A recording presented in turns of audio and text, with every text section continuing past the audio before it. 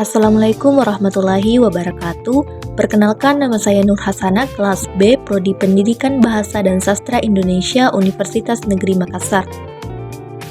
Pada pembahasan sebelumnya, kita sudah membahas transkripsi, mulai dari transkripsi fonetik, fonemik, dan selanjutnya transkripsi ortografik atau grafemik. Nah, di dalam transkripsi fonetik, bunyi-bunyi bahasa beserta ciri-ciri suprasegmentalnya dilukiskan secara akurat sesuai persis dengan bunyi dan ciri prosodi yang didengar. Dalam transkripsi fonemik, bunyi-bunyi dituliskan sesuai dengan satuan-satuan fonemisnya, jadi mungkin kurang akurat. Sedangkan dalam transkripsi ortografis, bunyi-bunyi bahasa dituliskan sesuai dengan konvensi grafemis yang disepakati. Artinya, sesuai dengan sistem dan aturan ejaan yang berlaku. Dalam bahasa Indonesia, tentu menurut aturan yang disepakati dalam pedoman ejaan bahasa Indonesia yang disempurnakan. Apa saja yang akan kita bahas? Yaitu grafem fonem vokal dan diftong, grafem fonem konsonan, fonem, alofon, dan ejaan. Di dalam materi fonologi, terdapat beberapa sub-sub materi yang mengkaji tentang tata ilmu kebahasaan. Salah satunya adalah grafemik. Grafemik merupakan salah satu ilmu yang di dalamnya mempelajari bunyi-bunyi bahasa yang telah disepakati. Artinya, grafemik mempelajari bunyi-bunyi bahasa sesuai dengan sistem dan aturan ejaan yang berlaku. Dalam hal bahasa Indonesia, tentu menurut aturan yang disepakati dalam pedoman ejaan bahasa Indonesia yang disempurnakan. Pengertian dari grafem. Grafem adalah sistem pelambangan bunyi alih-alih disebut sistem kata. Pada dasarnya grafem adalah huruf. Grafem ada dua macam, yaitu grafem yang mengikuti sistem fonetis dan grafem yang mengikuti sistem fonemis. Grafem yang mengikuti sistem fonetis lebih populer disebut kata fonetis ini hal bunyi-bunyi yang diucapkan penutur dalam huruf. Oleh karena itu, jumlah bunyi yang dilambangkan relatif banyak dari jumlah huruf yang terdapat dalam alfabet. Sementara itu, grafem yang mengikuti sistem fonemis lebih populer disebut kata fonemis. Ini hal fonem-fonem bahasa tertentu dalam bentuk huruf. Jadi, pelambangan disesuaikan dengan bunyi-bunyi yang membedakan makna. Grafem fonem bahasa Indonesia. Menurut pedoman ejaan yang disempurnakan, grafem-grafem untuk fonem-fonem bahasa Indonesia adalah sebagai berikut. Yang pertama adalah grafem fonem vokal, di mana terdiri dari fonem I, fonem E terbalik, fonem U, fonem O, dan fonem A. Dapat kita lihat pada tabel terdapat fonem, alofonnya, grafemnya, serta contohnya, penggunaan katanya dari peletakan awal, tengah, dan akhir. Selanjutnya adalah tabel grafem fonem diftong. Dapat dilihat fonemnya hanya berjumlah 4, yaitu au, ai, oi, dan ei, lengkap dengan grafemnya di sampingnya. Namun seperti yang kita lihat pada contohnya, fonem diftong ini tidak seperti fonem vokal. Hanya fonem au yang dapat digunakan pada contoh awal seperti aula, sedangkan sisanya itu lebih ke akhir seperti pulau, landai, sekoi, dan survei. Selanjutnya adalah tabel grafem fonem konsonan. Kita dapat melihat fonem B, di mana alofonnya adalah B dan P. Grafemnya B, contoh penggunaannya pada contoh awalnya adalah baku, pada contoh tengahnya adalah rebut, dan contoh akhirnya adalah jawab. Begitu pula dengan fonem-fonem selanjutnya. Selanjutnya adalah penjelasan. Grafem E digunakan untuk melambangkan dua buah fonem, yaitu fonem vokal E dan E. Fonem diftong au dilambangkan dengan gabungan grafem AU yang dapat menduduki posisi awal dan akhir kata. Fonem diftong ai dilambangkan dengan gabungan grafem ai. Fonem diftong oi dilambangkan dengan gabungan grafem oi. Dan fonem diftong e dilambangkan dengan gabungan grafem A. Ketiga diftong ini hanya menduduki posisi akhir kata. Grafem P selain digunakan untuk melambangkan fonem P, juga dipakai untuk melambangkan fonem B sebagai koda dari sebuah silabel. Grafem T selain digunakan untuk melambangkan fonem T, juga digunakan untuk melambangkan fonem D sebagai koda dari sebuah silabel. Grafem P digunakan untuk melambangkan fonem F karena menyesuaikan dengan ejaan asli unsur leksikal yang diserap.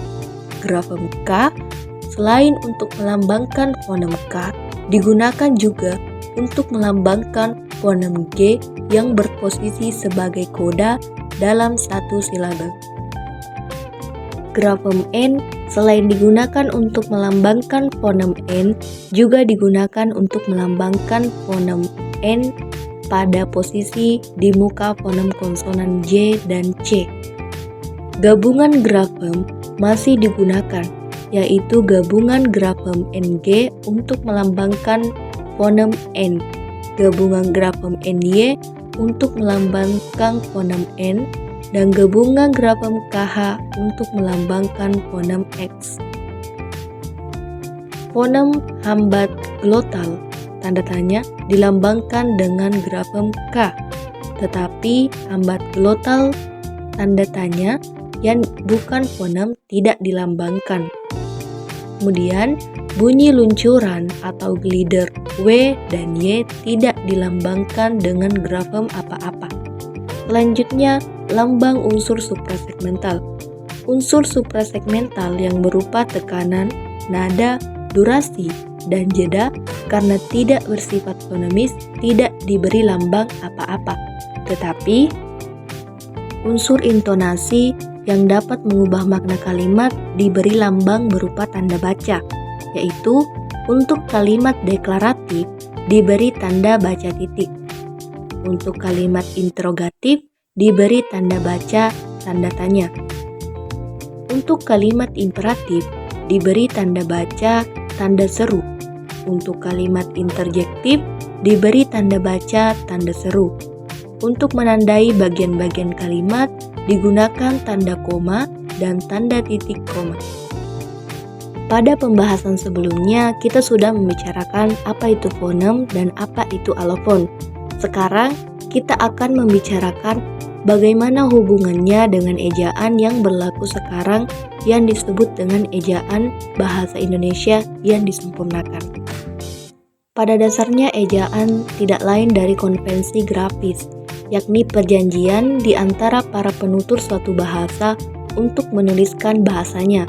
Artinya, bunyi-bunyi bahasa yang seharusnya diujarkan diganti dengan lambang-lambang grafis yang disebut huruf dan dilengkapi dengan tanda bacanya.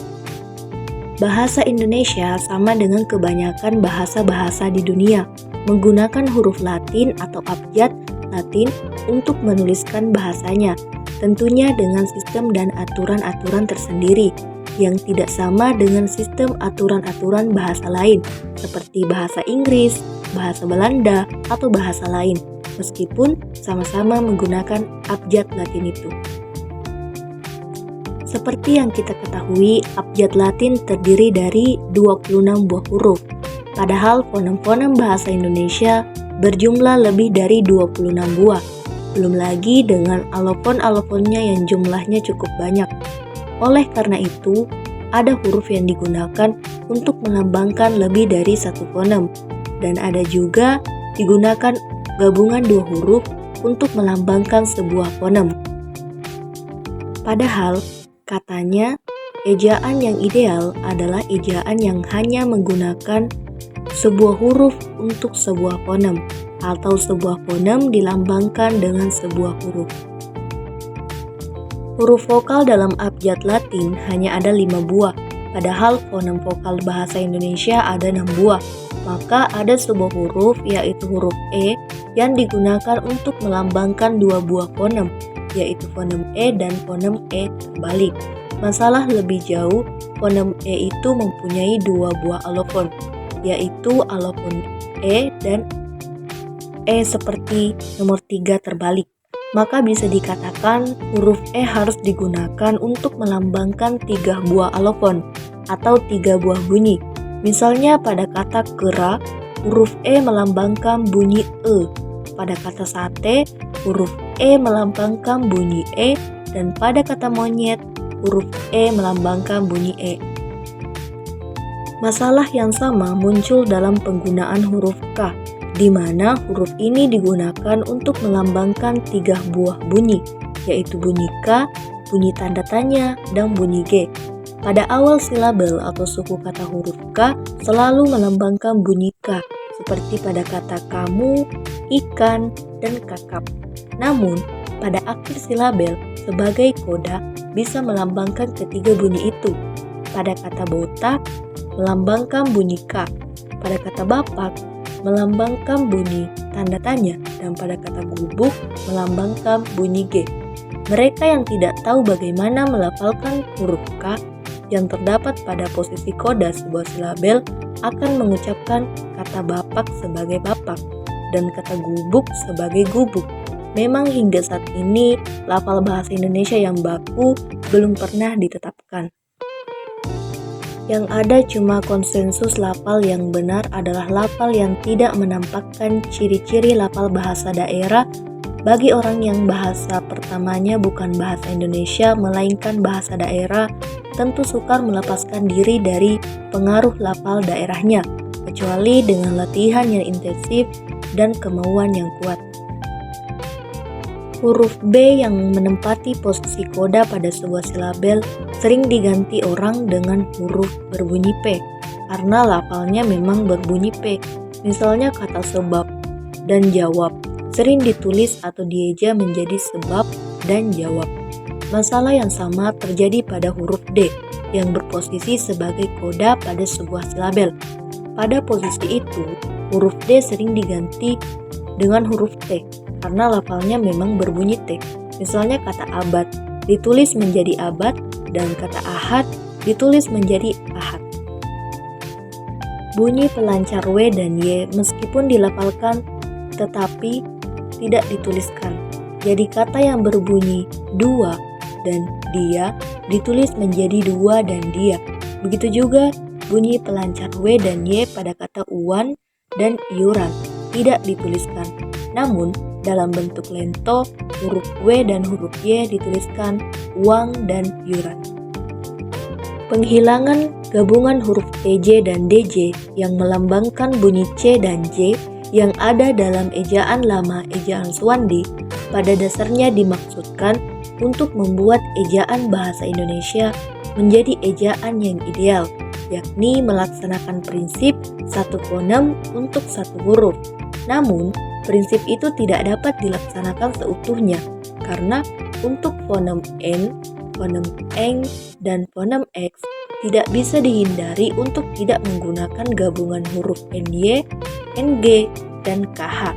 Hal ini dilakukan karena menggunakan gabungan huruf lebih mudah dan lebih ekonomis daripada harus memodifikasi bentuk huruf yang ada seperti yang dilakukan orang dalam ejaan bahasa Rusia.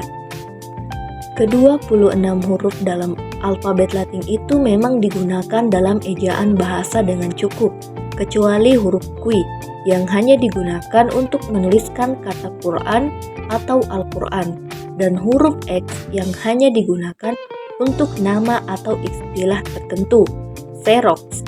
Pada tempat lain, huruf X ini diganti dengan gabungan huruf KS, tentunya dalam penyerapan kata asing. Misalnya kata ekspres menjadi ekspres dan kata ekspor menjadi ekspor.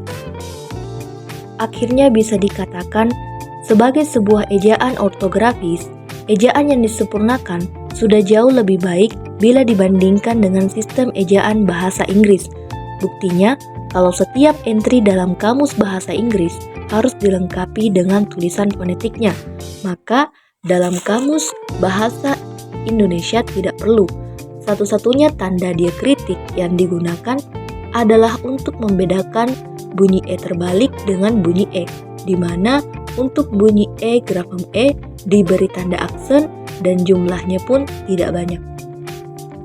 Kesimpulan dari materi ini adalah bahwa di dalam kajian grafemik terdapat beberapa sub-sub materi, yaitu grafem fonem bahasa Indonesia, fonem, alofon, dan ejaan.